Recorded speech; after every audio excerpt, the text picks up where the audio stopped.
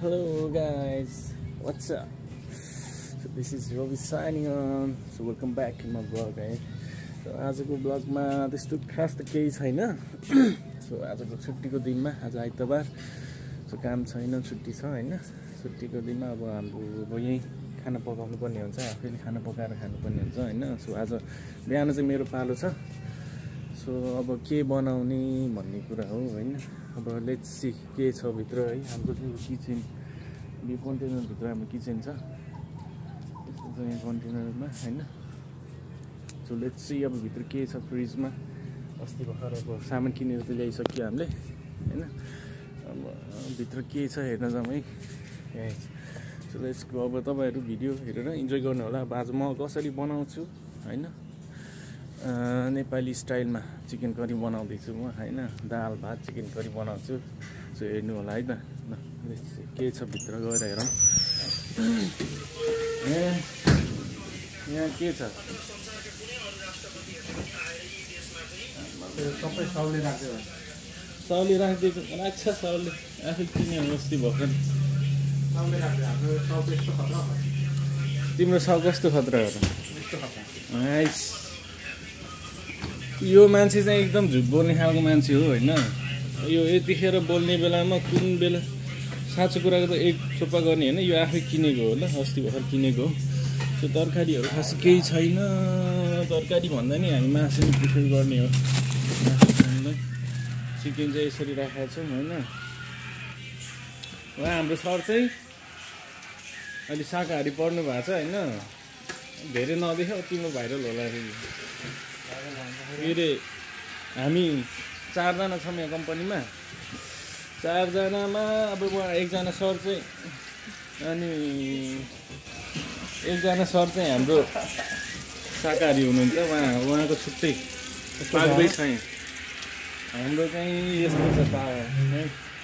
हामी चाहिँ यो पकाउने हो. अब यसलाई चिसोमा भिजाएर राख्ने. भिजाएर राख्दाखेरि अब कति 10-15 मिनट लाग्छ होला. 10-15 मिनटमा नि हुँदैन. यो पुरै आइस भएको छ.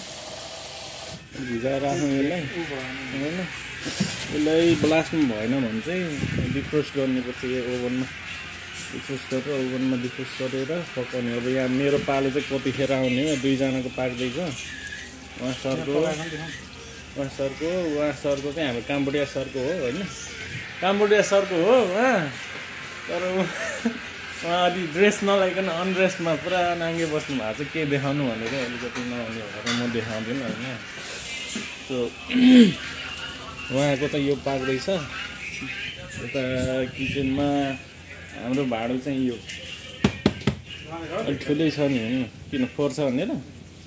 फोहोर के होइन. केटा बस्ने ठाउँमा केटाहरू बस्ने ठाउँमा यस्तै हो गाइज हैन. अझ यो त सफा हो. यहाँ यी पुरा केटाहरू बस्नलाई नमानेर यस्तोसम्म गर्नुपर्छ. यहाँ फोक छङ्सो अरे किचन छङ्सो गर्नलाई शनिबारै पछि टाइम यसरी राखिदिनु परेछ. अनि झन्डै यति भएर पनि यतिसम्मको चाहिँ सफा देखिन्छ है. यतिसम्मको चाहिँ छ. नत्र त कहाँ केटाहरू बसेको ठाउँमा त यहाँ बिजोग बनाउँछ नि केटाहरूले. हाम्रोमा नि त्यस्तै थियो. यो सिस्टम नराखेसम्म त्यस्तै थियो. अहिले चाहिँ हल्का सुधारेको छ है. बानी केटाहरूको बानी अलिकति सुधारेको छ. अब यो मैले चिकन भिजाएर राखिसकेँ. अब चामल के छ. चामल पुरै खाली भइसक्यो. अर्को चामल भित्र छ. हाम्रो चामल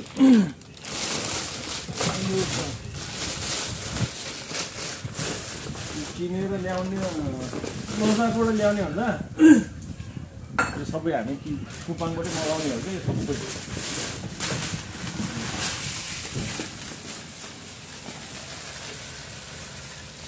चामल पुरा होइन. के हो यो लोकल चामल हो. चामल चाहिँ यही हो है. पुरा नेपाली लोकल चामल जस्तो छ नि. यो लोकल चामलै हो होइन. यो लोकल चामलै हो नि. यस्तो चामल खाइन्छ. खाना नखाने कि तिमी के खाने नखाने भनेपछि 3 जनालाई पकाउनु पर्यो. 3 जनालाई हामी चाहिँ यो एउटाबाट 1 जनालाई हिसाब गरेर खाइरहेको छौँ अहिलेसम्म चाहिँ. कहिले काहीँ पुग्दैन, कहिले काहीँ बढी हुन्छ. 3 मासु भयो बेला त्यही सही कुरो हो, यो पनि सही कुरो हो।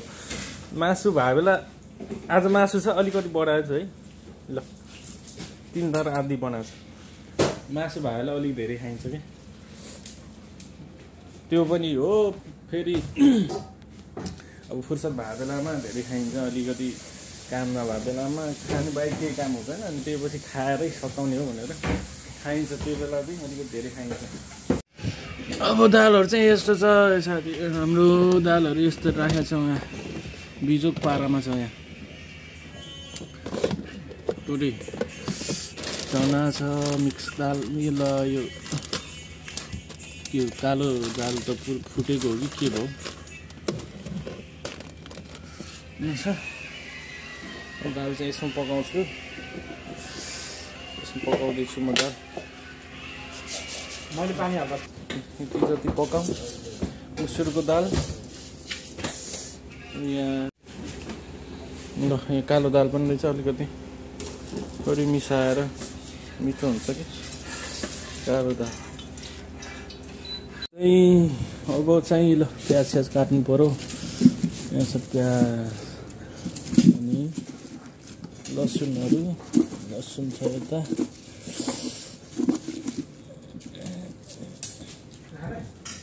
म नखाने यो बनाएर नि यस्तो मिठो बनाउन खोज्दैछु नि, यो खानु परेन। यो गरेँ। अब अदुवा एउटा, गोलबेरा एउटा यति राखेर। खुर्सानी के छ छैन होइन, धनिया छ हामीसँग। अनि यो हरियो प्याज छ, यति सबै काटेर बनाऊ। अब यो चिकन क्युब यो अझै पनि भएको रहेछ, यसलाई चाहिँ म डिफ्रोस्ट गर्छु। अब यहाँ राखेर म यहाँ चाहिँ यो डिफ्रोस्ट गर्छु। यसरी यहाँ ओभनभित्र राखेर यसलाई लगभग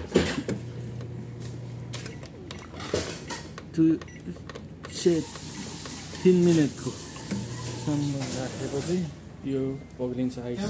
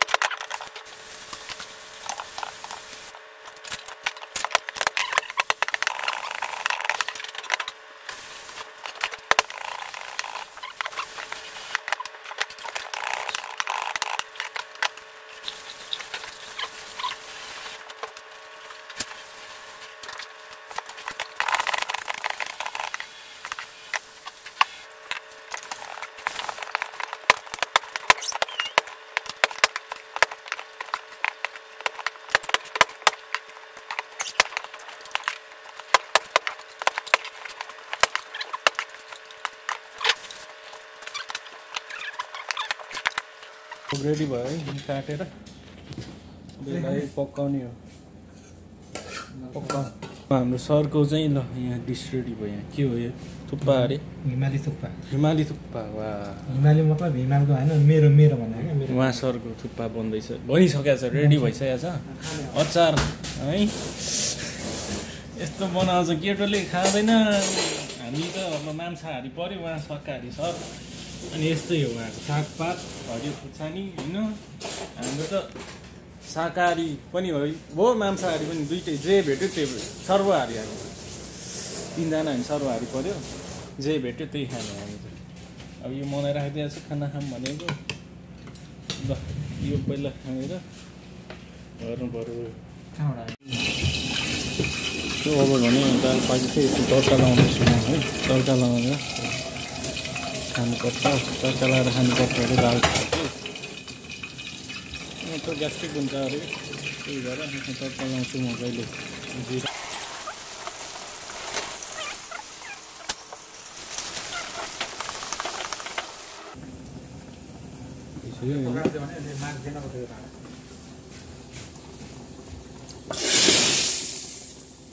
तड्का हाल्ने मसलाहरू चाहिँ हामीसँग के छ त यहाँ भने यो कोरिएन्डर पाउडर अनि यता जिराको मिट मसलाहरू छ हैन मिट मसला छ क्युमिन पाउडर छ मोमो मसला चाहिँ अस्ति मोमो खानलाई भनेर लिएर आएको अरू यो मस्टर्ड सिज पनि त्यो माछामा हाल्नु मिल्छ भनेर लिएर आएको थियो अस्ति अरू के छ बेसार छ सानजुलो छ यति हो अब यो दालमा तड्का लगाइसक्यो फेरि दालमा तड्का लगाएर एकछिन यसलाई उमालौँ हैन उमालेर अब चाहिँ यसमा म चिकन बनाउँछु है गाइज तेल चाहिँ हामीले युज गर्ने तेल यस्तो छ तेल अलिकति लाम मजाले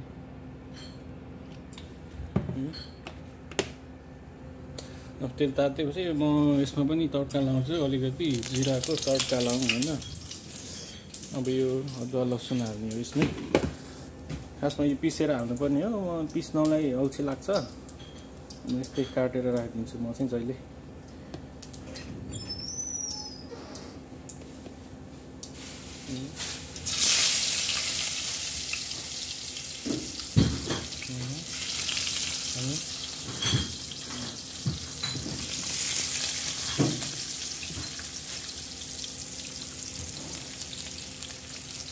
यसलाई चल्ला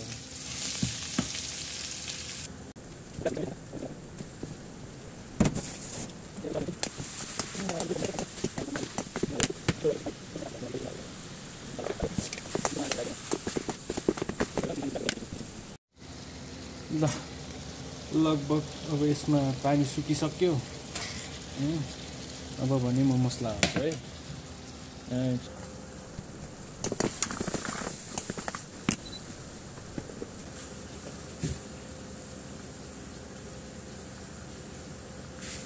बेसार खुर्सानीको धुलो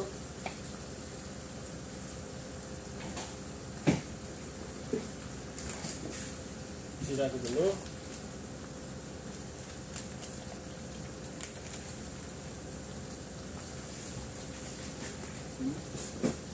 धनियाको धुलो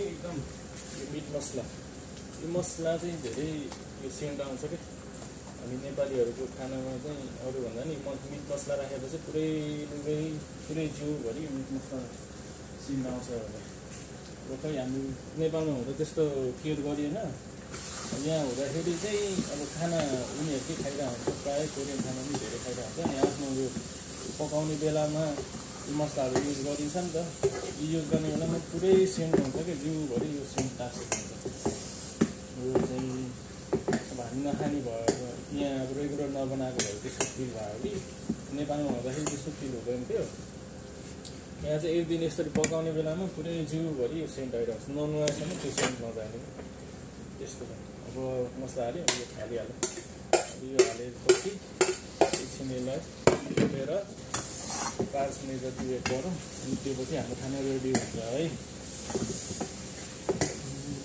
अनि यो भुटेर मात्रै भएन यसमा अलिकति पानी पनि हाल्नुपर्छ म चाहिँ पानी अलिकति हालेर पकाउने गर्छु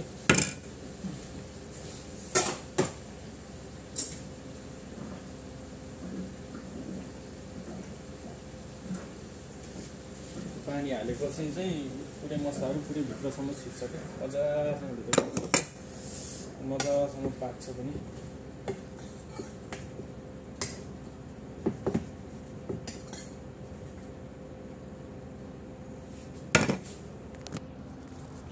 अहिले चाहिँ यस्तो देखियो है यो अब यो पानी हालिसकेको छु मैले अब यसलाई लगभग हामी टाइमिङ राखौँ यसमा अलिकति यो हिट बढाइदिउँ हैन यो टाइमिङ राखेर चाहिँ लगभग 9-10 मिनट जति यसलाई पकाउँछौँ हामी त्यो पछि यो पानी सुकेपछि चाहिँ हाम्रो खाना रेडी हुन्छ अनि हामी खान्छौँ है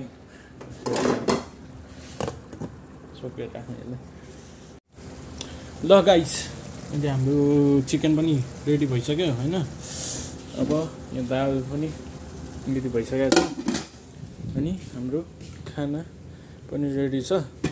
साग आइसक्यो होइन, साङछु भन्छ यो हाम्रो यहाँ कोरियन पुरा अब लेटिस होइन, यो पनि सँगै खाइन्छ, पखाल्नुपर्छ यसलाई। अब अचार पनि छ। सो अब लगभग सबै रेडी भइसक्यो आज होइन। अब केटाहरूलाई बोलाउनु पर्छ, खानालाई बोलाउने हाम्रो ग्रुप छ कि भाते ग्रुप भनेर म्यासेन्जरमा भात खानु परेपछि त्यसमा म्यासेज गर्ने हो कि हामीले, म्यासेज गर्ने। अहिले म म्यासेज गरेर केटाहरूले बोलाउँदैछु। सो आजको भिडियो चाहिँ यतिसम्म हो है। सो हेरिदिनु भयो अब। सो होप तपाईँहरूले इन्जोय गर्नुभएको होला भन्ने म आशा गर्छु है। यस्तै गरी बाँकीको भिडियोहरू पनि यस्तै मायाले हेरिदिइराख्नु होला मेरो भिडियोहरू। सो केही कुरा अब कतै गएँ भने म फेरि पनि यस्तै भ्लगहरू लिएर म आउनेछु। So till then keep watching me भन्दै सो माया गरिदिइराख्नु होला। मन परेमा लाइक कमेन्ट सेयर पनि गरिदिनु होला। अनि प्लिज सब्सक्राइब चाहिँ गरिराख्नुहोस् है, गरेर चाहिँ राख्नु होला। अनि बाँकीको भिडियोहरू पनि यस्तै माया गरेर हेरिदिइराख्नु होला है त गाइज। सो अब भने म चाहिँ आजको भ्लगमा चाहिँ यति गरेर सो आइएम गोइङ सु अफ है। अब म चाहिँ अब जान्छु, भिडियोलाई एन्ड गर्छु। आजको भ्लग चाहिँ यतिसम्म नै गर्नु। So this is me Ravi signing off. So see you guys in my next video. Bye bye.